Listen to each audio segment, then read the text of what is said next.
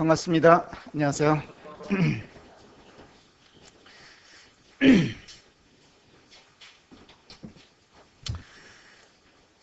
사람들이 봄을 기다리는 이유가 어디에 있을까요?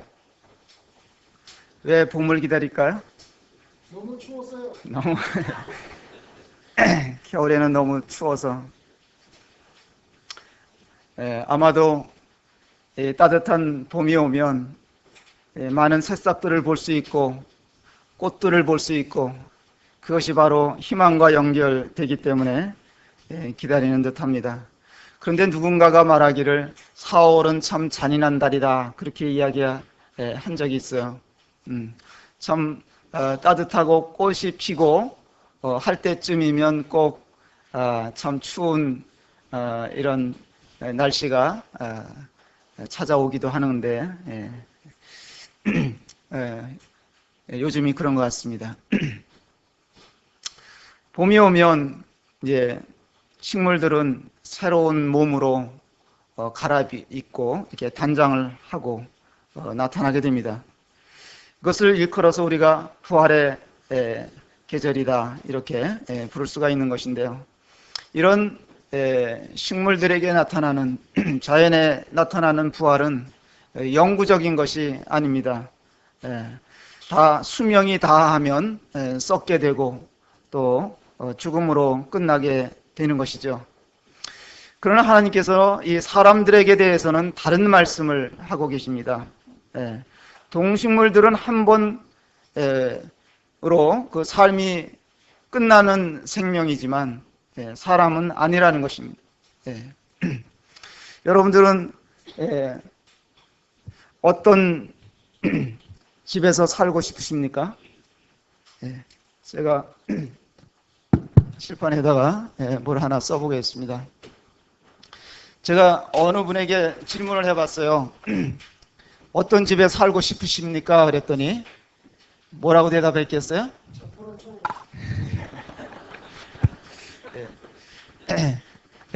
좋은 집에 살고 싶대요. 아파트에 살고 싶으냐, 단독주택에 살고 싶으냐, 이렇게 물었는데, 집은 세 종류의 집이 있습니다. 첫 번째로 290일만 사는 집이 있어요. 두 번째로 100년을 사는 집이 있습니다. 세 번째로 영원히 사는 영원한 집이 또 있죠. 290일 사는 집은 무슨 집이에요? 애기 집이라고 그러죠. 애기 집에서 우리의 인생이 시작되는 것입니다. 근데 요즘에는 100세 시대라고 이제 100년은 어지간하면 이제 사시는 그런 시대가 돌아왔습니다. 그러나 이 100년 집 갖고도 우리가 만족을 할 수가 없죠. 100년을 살아본들 참 만족한다, 그런 사람이 없습니다. 그래서 하나님께서 우리들에게 이 영원한 집을 말씀해 주셨습니다. 오늘 이 집에 대한 말씀, 이것은 이제 이 집이라는 것은 다시 말씀드려서 뭘 얘기하는 걸까요? 몸을 얘기하는 거예요. 우리들의 몸. 그에 대한 말씀이 고린도 후서 5장에 있습니다. 한번 찾아보겠습니다.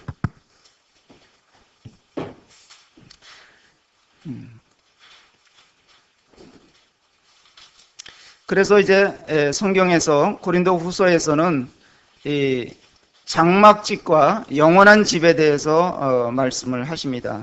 그래서 오늘 이 장막집과 영원한 집에 대한 말씀을 좀 드려보고자 합니다. 우리 한번 고린도후서 5장을 이렇게 피셨으면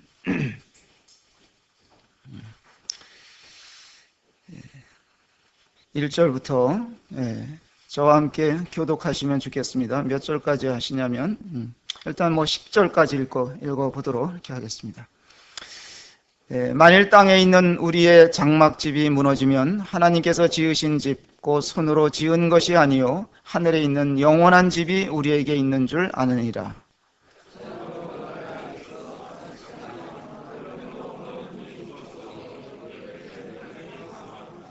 이렇게 입음은 우리가 벗은 자들로 발견되지 않으려 함이라.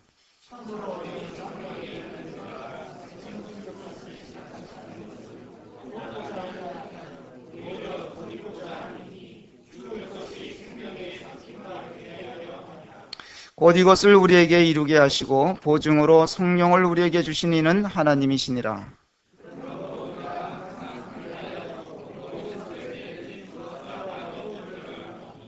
이는 우리가 믿음으로 행하고 보는 것으로 행하지 아니함이로라.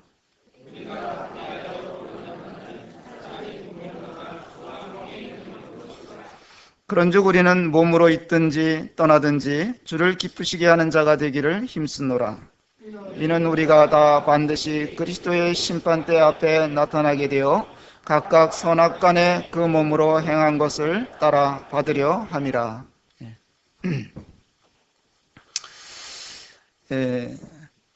첫 번째로 현재 우리가 살고 있는 집, 이 몸은 임시집이다 하는 것입니다. 이스라엘 백성들이 광야에서 성막을 세웠습니다. 그런데 이 성막이라는 것은, 광야에 있던 성막이라는 것은 언제든지 이동할 수 있는 장막으로 지어졌습니다. 그런데 솔로몬 시대에 와가지고 솔로몬이 지은 이 성전은 움직일 수 있는 성전이 아니었어요. 그건 장막으로 지은 것이 아니기 때문에 어떻게 보면 반영구적으로 사용할 수 있는 그런 성전이었습니다.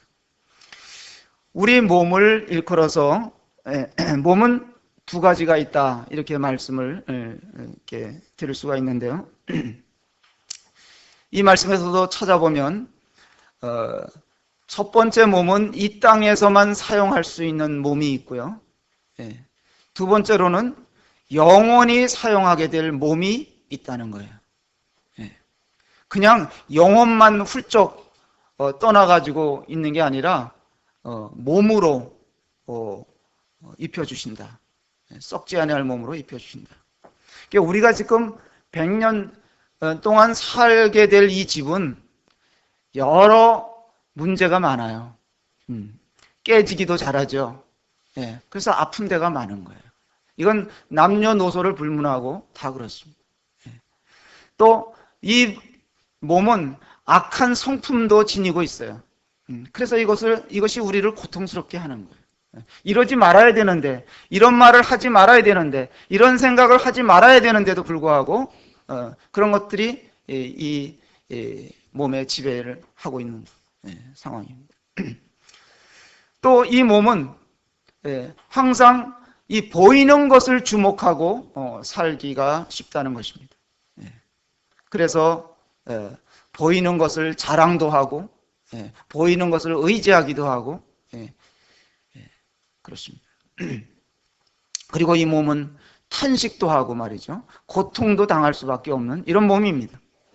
그러나 장차 하나님께서 약속하신 이 영원한 집, 영원한 곳에서 살게 될 그 집은 썩지 않은 집이다. 허물어질 일이 없다. 우리 이 몸은 늘 부서지고 깨지고, 어떤 분이 등산 갔다가 넘어지셨다 그러는데 이 갈비뼈가 4대가 나갔다 그래요. 그러면서 하시는 말씀이 석가래가 4개가 부러졌다 그러더라고요. 그러니까 이제 집으로 얘기하는 거예요, 그게. 장차 우리가 입게 될 또 이 몸은 그 고통을 느끼지 않는, 고통이 없는 그런 몸으로 변화가 될 것입니다. 우리의 모든 결함들이 지금은 피할 수 없는 이런 결함들이 있습니다만은 장차 있게 될 그 몸에는 그런 결함들이 다 해소되는 것이 약속이 되어 있습니다. 우리는 이 몸을 입고 사는 동안은 여러 가지 압박 속에 살 수밖에 없어요. 경제적인 압박, 뭐 결혼을 못한 사람들은 결혼에 대한 압박, 또 취업을 못한 사람은 취업에 대한 압박, 뭐 이런 것들이 있습니다. 예. 또 일을 하다 보면 피곤을 견디지 못하게, 그래서 어떤 사람은 입술도 구르트고 몸살도 나고 뭐 여러 가지 이런 겪는 거 아닙니까? 예. 또 그렇게 고생과 슬픔과 이런 것들을 겪고 살다가 결국은 이제 허물어진다, 이런 얘기. 죽음을 맞이하게 될 것입니다. 그러나 이제 1절에 있는 말씀처럼 여기 하늘의 영원한 집을 말씀하셨습니다.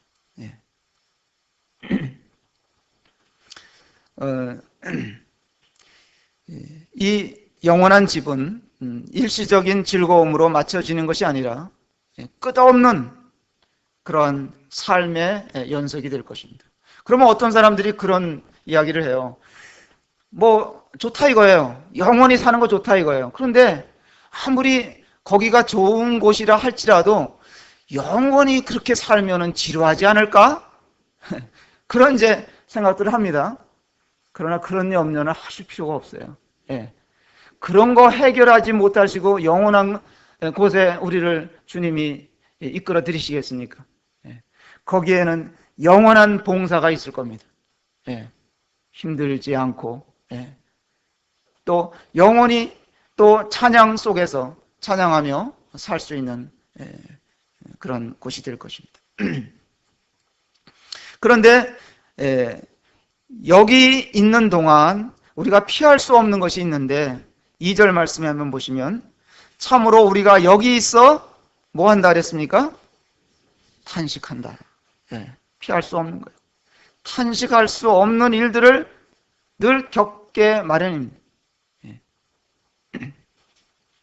장막에 있는 동안 믿는 자리라 할지라도 이 고통과 어려움과 뭐 이런 것들을 면제되지 않는 것입니다. 쓰라린 아픔을, 고난들을 겪으면서 살 수밖에 없는 것입니다. 그런데 왜 우리가 여기에 있어서 이런 환난을 겪어야 되느냐 하는 것입니다. 왜 그럴까요? 왜 우리가 여기에 더 남아 있어야 할까요? 그의 두드러진 이유는 제가 수요일 날에도 말씀드렸습니다만 아직까지 교회가 완성되지 않았기 때문에 우리가 여기에 더 있는 거예요. 교회가 완성이 되면 우리는 떠나는 것입니다. 교회라 함은 천상에 계신 주님의 몸을 일컫는 것인데 머리 대신 주님이 이 교회를 지금은 돌보시고 계신데 나중에 이제 영광 중에 이끌어 가시게 될 것입니다. 여기 말씀에 또 보면 2절에 보면 하늘로부터 오는 우리 처소를 덧입기를 간절히 사모하노라 그랬습니다. 덧입는다는 의미가 표현이 나오고 있습니다. 영광의 몸으로 변화된다는 거예요. 썩지 아니할 몸으로 입혀주신다는 거예요. 자, 우리가 이제 이 몸을 벗어나게 되면 이 100년짜리 몸에서 사람이 이제 떠나게 되면 이 지금까지 쓰던 몸은 이제 흙으로 돌려보내고 주님이 새로운 몸으로 입혀 주신다는 것이죠. 그래서 우리 이 연약한 몸이 제한을 받는 이 몸이 이제 신령한 몸으로 영원히 썩지 아니할 몸으로 바뀐다. 이것이 우리들의 소망인 것입니다. 우리가 이제 늘 수요일 날도 쭉 공부해 왔습니다만은 부활이 몇 번에 걸쳐서 일어나느냐면 이제 2번에 걸쳐서 부활이 있다 하는 것을 배웠을 것입니다. 그래서 믿는 자들의 부활이 교회의 머리 되신 주님이 오실 때, 세상에서 이 교회가 완성될 때 부활이 일어날 것입니다. 그래서 데살로니가전서 4장이라든지 고린도전서 15장에 볼 것 같으면 호련히 썩지 아니할 몸으로 변화된다. 또 하나님의 천사장의 나팔 소리가 울려 퍼지게 될 때 우리가 끌어올려서 공중에서 주를 만나게 될 것이다. 이게 이제 첫 번째 우리가 맞이하게 되는 부활입니다. 그런데 또 한 번의 부활이 있는데, 이 주님이 오실 때의 부활은 믿는 자들에 한해서 부활이 일어나지만 믿지 않는 자들은 그때 부활에 참여할 수가 없는 거예요. 그럼 언제 부활이 일어나냐? 1000년 후에 일어난다는 거예요. 1000년 후에 하나님께서 그때 지옥에 들어보낼, 마귀가 가는 지옥에 따라 나선 자들을 하나님께서 부활시키셔서 영원한 심판 가운데 넣으시게 될 것인데, 그래서 그날의 그 변화가 정말 절망스러운 것이죠. 우리들에게 첫 번째 나타나는 우리의 부활은 영광스러운 부활이 되겠지만, 저들은 영원히 이제 기회를 잃어버리게 되는 것이고, 그래서 그들은 우리가 첫 번째 부활하게 될 때 저들은 그저 여전히 벗은 몸으로 있는 거예요. 벗은 몸으로 있는 거예요. 3절 보겠습니다. 이렇게 입음은 우리가 벗은 자들로 발견되지 않으려 함이라. 참으로 이 장막에 있는 우리가 짐진 것 같이 탄식하는 것은 벗고자 함이 아니요 오히려 덧입고자 함이니 죽을 것이 생명에 삼킴바 되게 하려 함이라. 그래서 모든 사람들에게는 지금이 기회인 것입니다. 지금 준비되지 않으면, 지금이 구원의 날이라고 말씀하셨고 은혜의 때라고 말씀하셨는데, 지금 주님을 만나지 못하면 기회는 이제 사라지게 되고,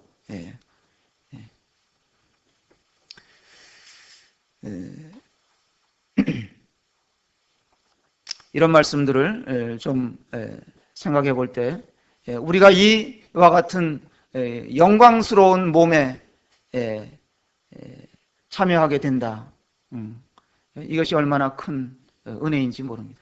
생각해 보면 참 나같이 이렇게 세상에서 볼 때 너무나 보잘것없고 참 하나님이 완전히 무시해버려도 아무 상관이 없는 자인데, 이런 자를 구원하셔서 이 영광스러운 몸, 교회의 한 지체가 되게 하셨다 하는 것을 생각할 때, 내가 이제 세상 사람들은 이제 그런 얘기 할 때마다 어떤 얘기 하냐면, 내 팔자가 어떠냐 뭐 이런 얘기예요.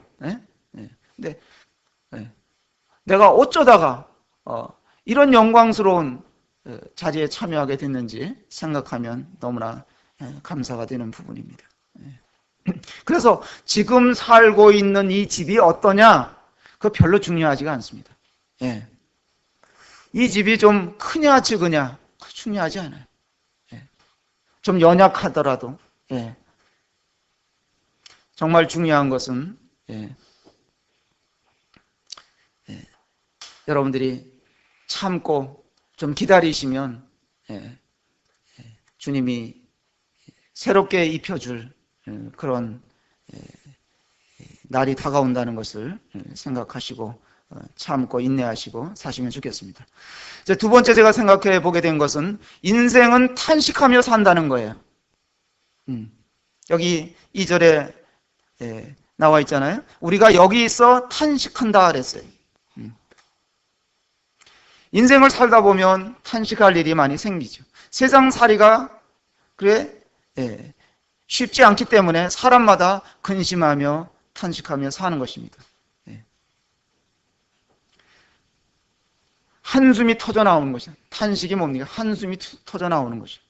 아, 그때 좀 내가 좀 건강을 잘 챙겼어야 하는데, 그때 내가 공부를 좀 더 빡세게 했어야 되는데 하면서 나중에 탄식할 때가 온단 말이죠.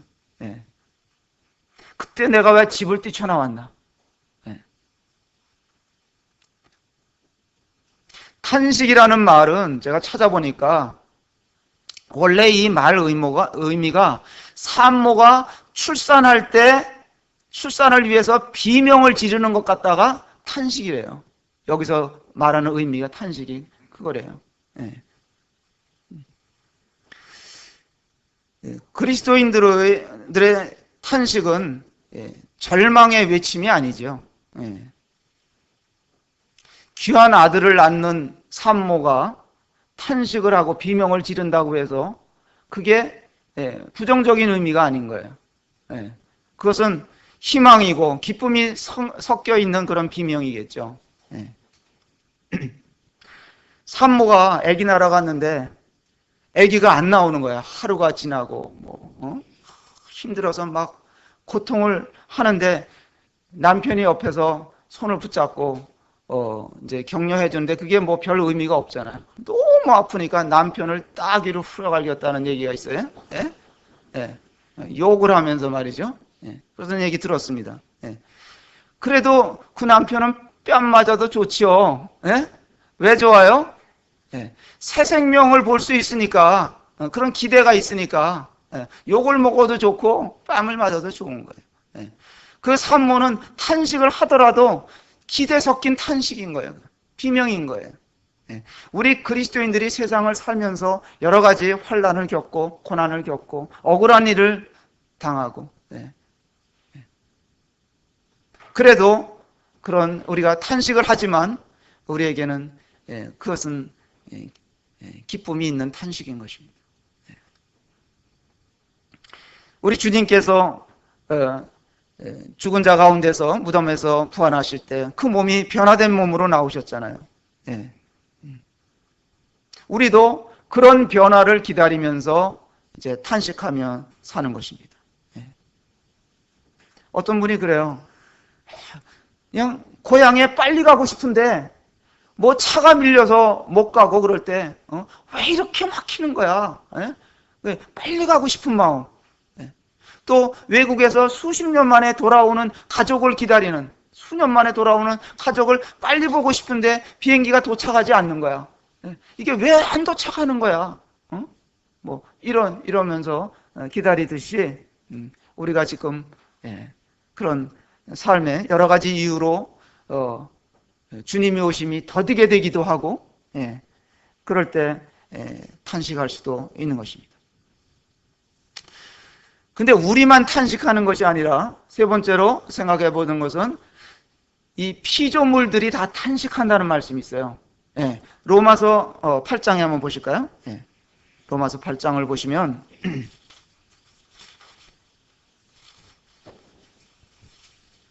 로마서 8장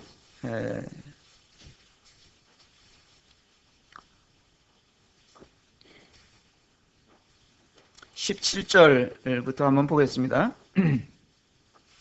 자녀이면 또한 상속자 곧 하나님의 상속자요 그리스도와 함께한 상속자니 우리가 그와 함께 영광을 받기 위하여 고난도 함께 받아야 할 것이니라. 18절 생각하건대 현재의 고난은 장차 우리에게 나타날 영광과 비교할 수 없도다.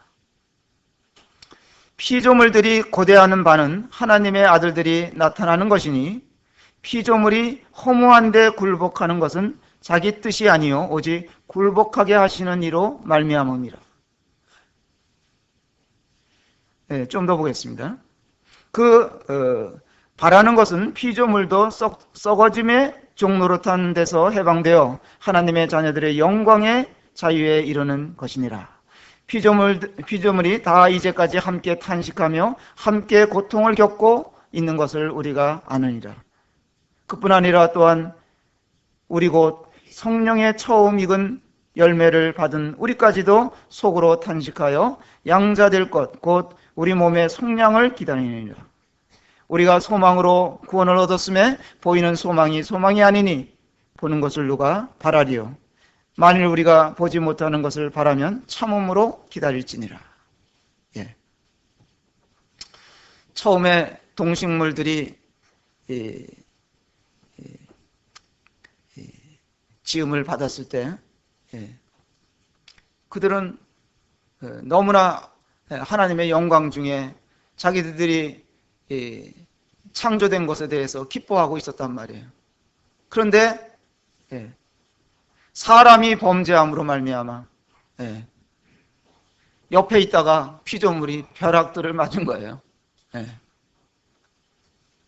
저주를 받은 거예요. 사람이 하나님의 말씀을 불순종했을 때 이 땅에 있는 모든 피조물들도 더불어 저주를 받았습니다. 그래서 지금도 그들이 탄식하고 있는 것입니다. 만물들이 다 회복을 기다리고 있는 중이에요. 저들은 사람들을 위해서, 이 피조물들은 지어진 존재들이기 때문에 저들도 함께 허무한데 이렇게 던져진 것입니다. 21절의 말씀에 보니까 피조물도 썩어짐의 종로로 하고 있다. 본연의 존재의 의미를 잃어버리고 다 부패하게 되었다는 것입니다. 19절에 볼 것 같으면 피조물이 고대하는 바는 이렇게 나와요. 저들이 하나님의 아들들이 나타남을 고대하고 있다 그래요.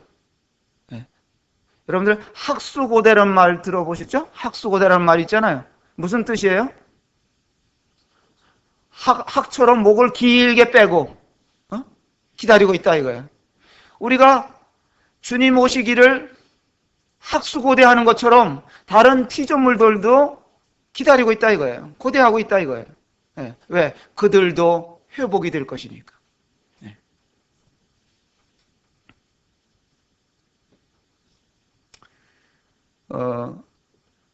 그 21절에 썩어짐의 종노릇에서 해방된다. 다시는 썩고 죽음이 없게 된다는 말씀이겠죠. 함께 영광을 누릴 수 있게 된다 이거예요. 얼마나 이게 가슴 뛰고 놀라운 말씀이겠습니까? 우리가 이 날을 고대하면서 살아야 되지 않겠습니까? 우리의 대망이 뭐냐면, 자, 8절 말씀에 고린도후서 다시 돌아가서 보겠습니다. 고린도후서 8장에 보면 5장 8절에 보면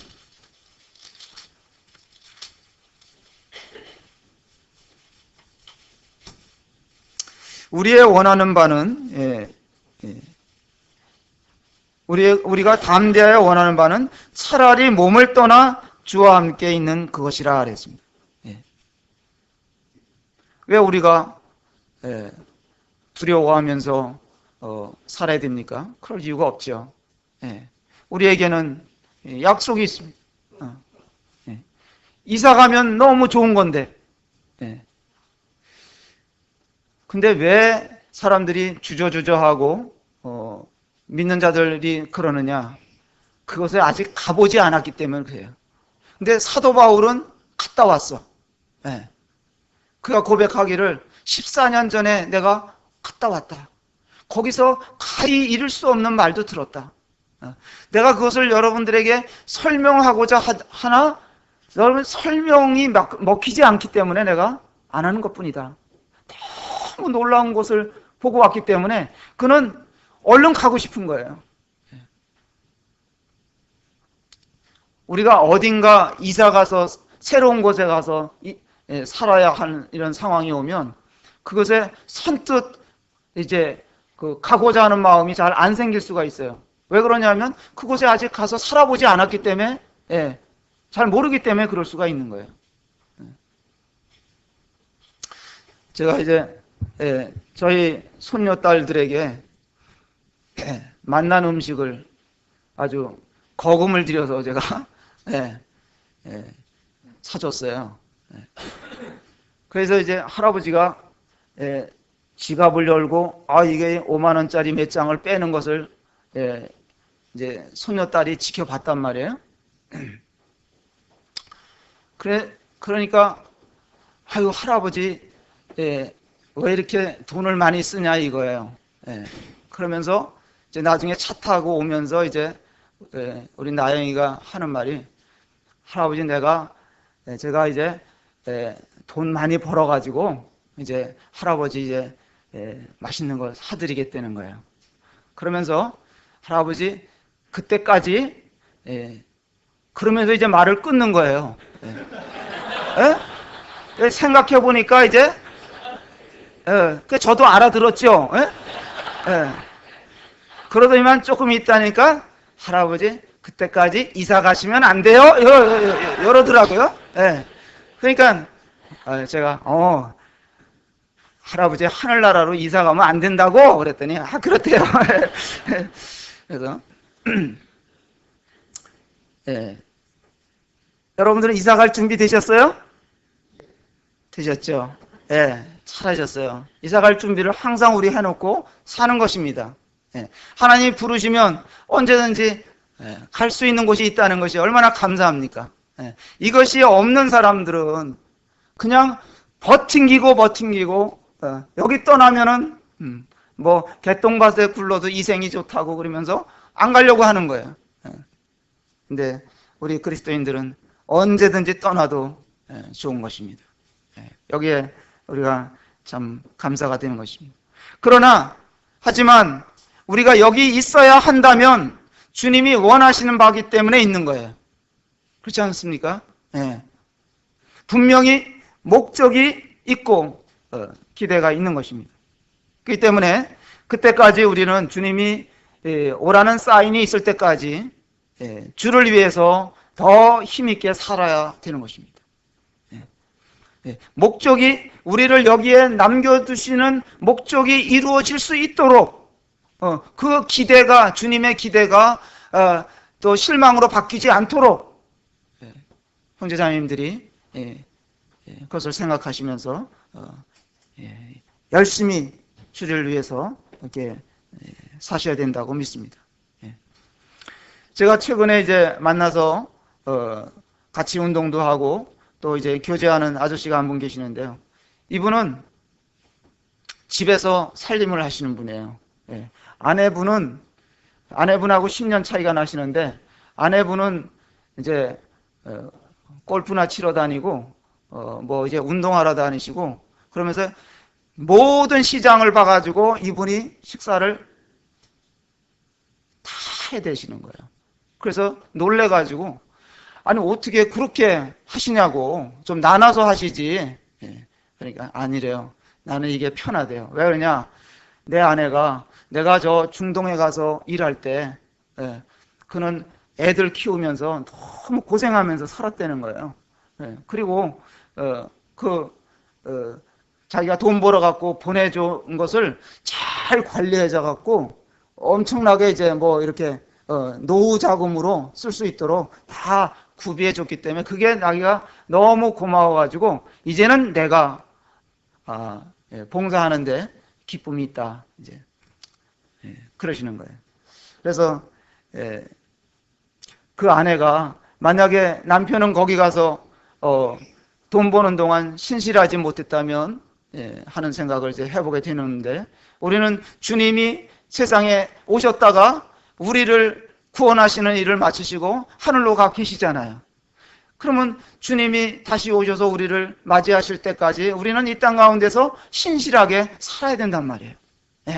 어떤 모양으로든지 주님을 위해서 섬길 수 있는 방법들을 찾으면서 또 나에게 맞는 일들을 찾으면서 사는 것입니다. 이것이 주님이 바라시는 바겠죠. 그래서 제가 부탁드리는 것은 이제 기도하라는 거예요. 기도하라는 거예요. 머무는 동안 더 신실하게 일할 수 있도록 주님 건강도 허락해 달라고 기도하시는 것입니다.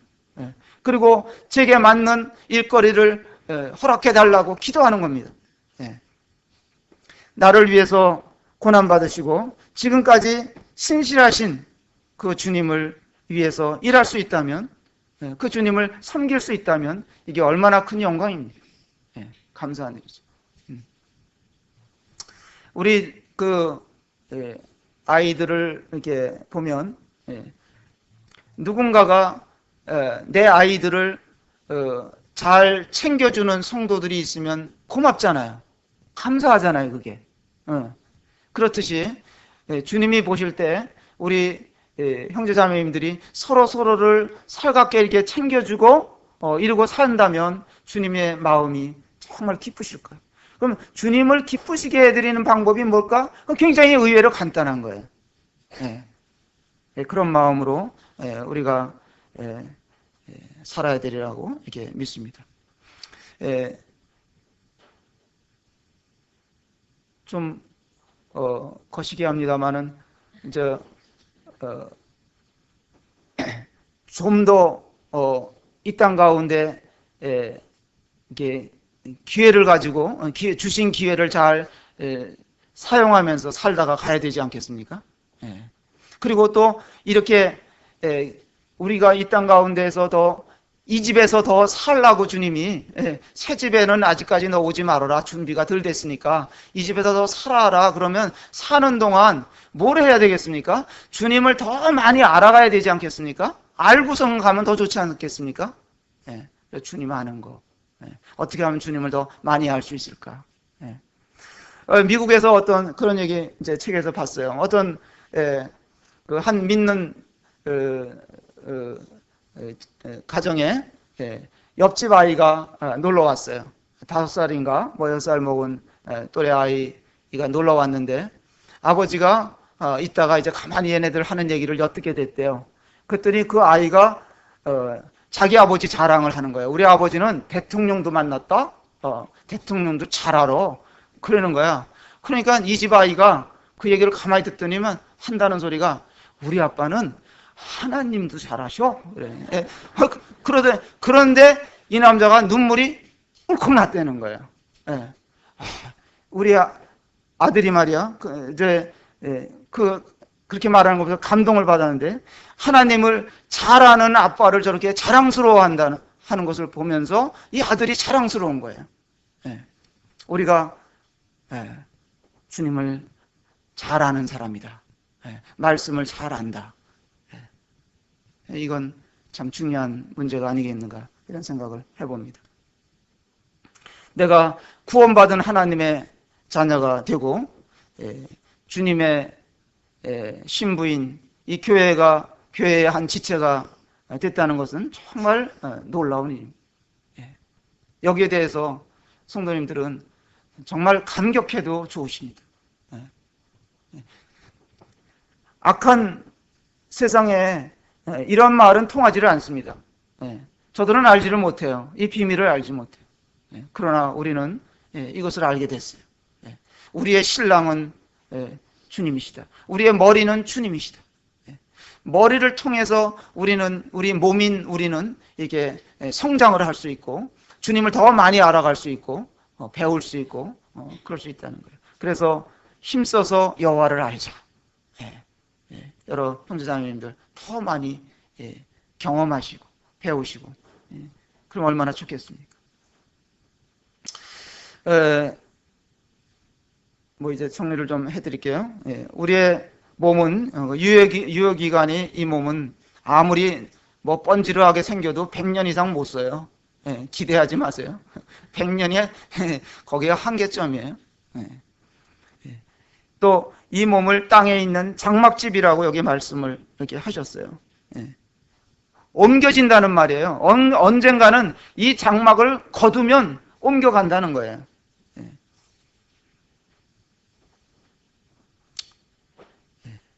우리가 임시 장막에 살고 있는 것이죠. 그렇기 때문에 불편한 게 많아요. 임시 장막에 산다는 게 불편한 게 많은 거죠.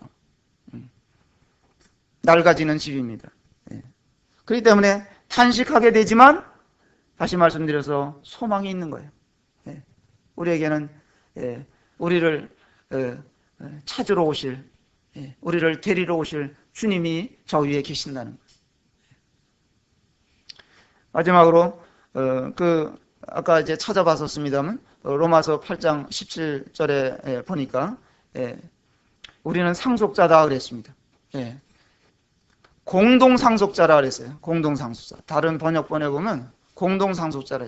주님이 상속자이신데 주님이 물려받는 모든 것들을 우리가 함께 물려받는 거예요. 그래서 우리는 영광도 함께 받는 거고, 자, 주님에게 돌아오는 기업을 상속을 받는 공동상속자가 됐는데 영광도 함께 받아요. 그 다음에 또 하나 같이 받는 것이 있다 그랬어요. 함께 받는 게 또 뭐가 있을까요?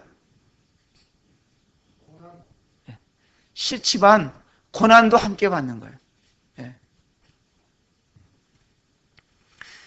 우리 주님은 이 세상에 오셔서 정말 많은 고난을 당하셨습니다. 특히 유대인들은 하나님의 아들이라 하심 때문에 그것을 문제를 삼았어요. 그들이 보기에는 초라한 시골 출신인데 하나님과 동등되게 이야기를 했습니다. 그의 배경을 보면 정말 무명인데 사람들에게 질타도 하시고 말이죠. 그래서 이 주님을 십자가에 못 박은 거예요. 그렇다면 주님이 그런 대우를 받으셨다면 우리도 함께 하나님의 자녀가 된 자들인데 이 세상에서 똑같은 대우를 받는 것이 이상하지가 않은 것입니다. 그때나 지금이나 세상은 달라진 게 없어요.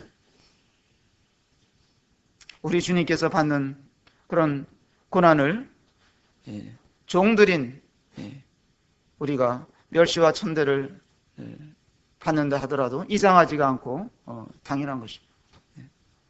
세상은 공중의 권세 잡은 자 마귀의 세상입니다.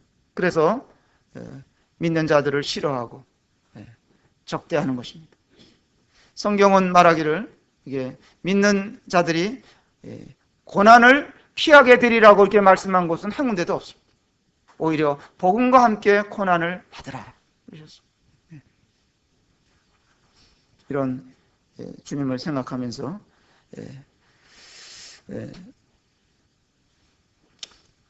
이달은 이제 뭐 부활의 달이다 그렇게 얘기하지만 진정한 부활이 우리들에게 약속되어 있습니다. 성도님들이 이것을 기억하시면서 또 감사하는 그런 생활을 하시게 되기를 바라고 시간이 좀 이르지만은 여기서 교제를 줄이도록 하겠습니다. 기도하겠습니다.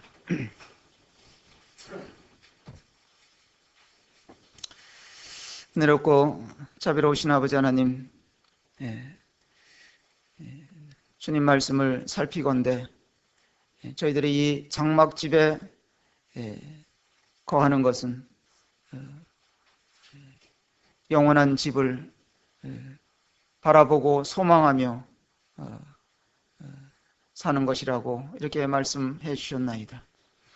저희가 세상을 살아가면서 여러 가지 탄식할 일들이 많이 있다 할지라도 우리의 탄식은 세상 이들의 탄식과는 비교할 수 없는 것인 것을 감사를 드리옵고 그러함에도 불구하고 저희들이 늘 약해지기도 하고 또 우리의 마음이 참 많은 일들로 인해서 근심에 쌓일 수도 있습니다만은 늘 우리를 위로하시는 주님을 생각하게 되고 또 말씀을 통해서 저희들을 일깨워 주시는 이러한 일들에 대해서 감사를 드립니다. 주님, 사랑하는 성도들과 함께 저희가 더욱 주님이 주신 이 기회를 선용할 수 있도록 도와주시기를 원하옵고 주님, 우리의 영육간의 강건함을 허락해 주시옵소서. 특별히 근간에 이렇게 육체적으로 연약함으로 인해서 또 질병으로 인해서 고통당하는 우리 부친님들과 또 모친님들이 계신 것을 고백을 드립니다. 이분들을 위로하시고 주님이 붙들어 주시기를 간절히 원하옵나이다. 한 주간도 주님 앞에 온전히 의탁 드리오며 이 모든 말씀 우리 주 예수님의 이름으로 감사하고 기도합나이다. 아멘. 고맙습니다. 네.